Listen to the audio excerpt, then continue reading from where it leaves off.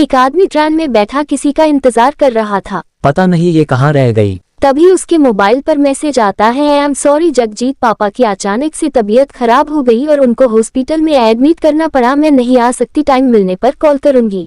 अरे यार, अब तो अकेले ही सफर करना पड़ेगा। उसने देखा कि उसके सामने वाली सीट जो अभी तक खाली पड़ी थी उस पर एक खूबसूरत औरत आकर बैठती है। उसने काले रंग की साड़ी पहनी हुई है और माथे पर एक काले रंग की बिंदी है। मौसम कितना बढ़िया है, हल्की बारिश भी शुरू हो चुकी है और अगर इसे बातें शुरू हो जाए तो सफर अच्छे से कटेगा। वो औरत अपने बैग की जीप खोलने की कोशिश करती है लेकिन उसे जीप नहीं खुलती। लाइए मैं आपकी हेल्प कर देता हूँ। जगजीत को वो औरत बैग दे देती है और वो उसकी जीप खोल देता है। शुक्रिया, पता नहीं कैसे जाम हो गई थी। वैसे आप कहाँ जा रही हैं? आगरा जा रही हूँ मेरी बेस्ट फ्रेंड की शादी अटेंड करने। अरे वाह, मैं भी अपने दोस्त की वेडिंग अटेंड करने ही जा रहा हूँ। मैं दिल्ली तक जाऊंगा। चलो ठीक है, दिल्ली तक तो कोई है जिसे बातें करते सफर कट जाएगा। सुनकर जगजीत मुस्कुराता है। मेरा नाम जगजीत है और आपका? मैं डायन हूँ। सुनते ही जगजीत अचानक से डर गया। डायन? आप तो डर ही गए, मैं तो मजा कर रही थी, मेरा नाम असल में विभा है। आपने तो मुझे डरा ही दिया था।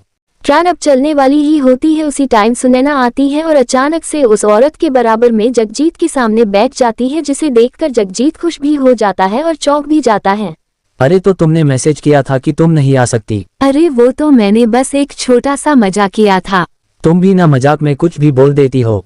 ट्रेन तेज रफ्तार से चलने लगती है। जगजीत ने उन दोनों का इंट्रोडक्शन करवाया और तीनों बातें करने लगे। तभी एक अधेड़ उम्र का आदमी आता है और चिल्लाकर कहता है, आज अमावस्या की रात है, आज की रात इस ट्रेन में डायन घूमती है, सब अपना ध्यान रखना। ये अंकल ऐसा क्यों बोल रहे थे? अरे मुझे तो वो बूढ़ा पागल लग रहा था। एक आदमी सामने वाली सीट पर जो काफी देर से बैठा होता है वो सिगरेट पीने लगता है, जिसका धुआं पल्लवी की नाक तक आ रहा होता है। कितना बदतमीज आदमी है, इन सिगरेट पीने वालों को तो गला काट कर मार देना चाहिए। उसी समय पल्लवी अपने बैग से कुछ निकालने के लिए जीप से अंदर हाथ डालती है और उसकी बैग से काले रंग की बोतल निकलकर नीचे गिर जाती है। इसके बैग से काले जादू बोतल निकली हैं और इसकी बातें भी ठीक नहीं लग रही। अभी ये उस आदमी को मारने की बात भी कर रही थी, कहीं ये पल्लवी ही तो डायन नहीं। तभी वो सिगरेट पीने वाला आदमी अपनी सीट से उठकर आगे चला जाता है। अब एक्सक्यूज मी, मैं जरा अभी आती हूँ। मैं भी चलती हूँ, मुझे टॉयलेट जाना है। वो दोनों भी वहाँ से चली जाती है। कुछ देर बाद सुनैना तो वापस आ जाती है लेकिन पल्लवी नहीं आती। पल्लवी कहाँ रह गई? उसने कहा कि अभी आ रही हैं। थोड़ी देर बाद पल्लवी भी वापस आ जाती है लेकिन वो आदमी नहीं लौटता। अब जगजीत अपनी जगह से उठता है और वो पीछे टॉयलेट तरफ जाता है। वो देखता है सिगरेट पीने वाला आदमी गेट के पास मरा पड़ा है। जगजीत चुपचाप टीटी के पास जाकर उसको सब कुछ बता देता है। तभी सामने से दरवाजे की तरफ पल्लवी आती नजर आती है। टीटी चला जाता है। तभी जगजीत के मोबाइल पर सुनैना की कॉल आती है। वो रिसीव करके कान पर लगा लेता है।